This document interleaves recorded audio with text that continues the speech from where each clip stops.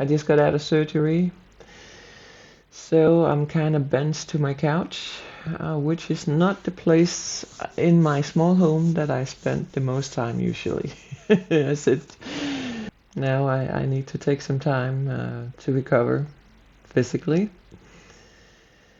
and it's all right.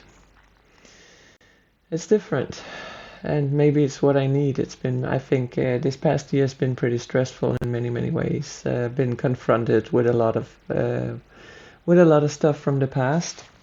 That especially the fact that I thought, my American ex was actually American. Turns out he might be Middle Eastern, and and that could be the reason why he basically kept me hostage for 6 weeks when I was young, when I was 20.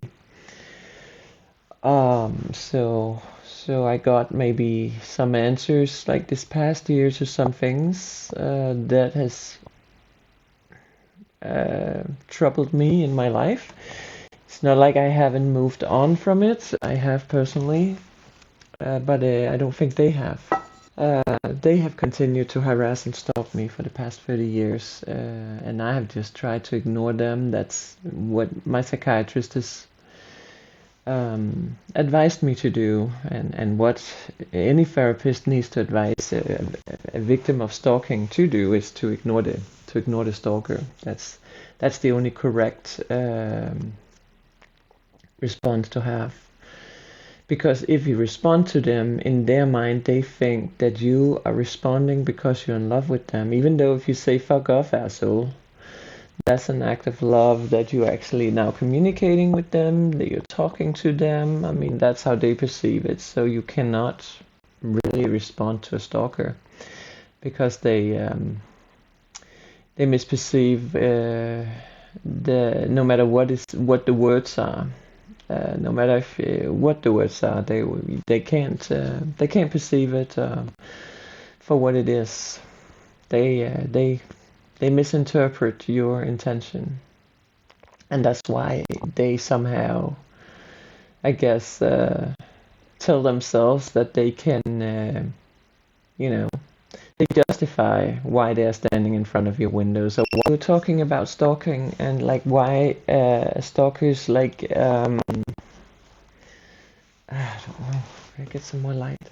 And why stalkers seem to why stalkers justify, why we think at least, why psychiatrists and therapists believe that stalkers justify the stalking.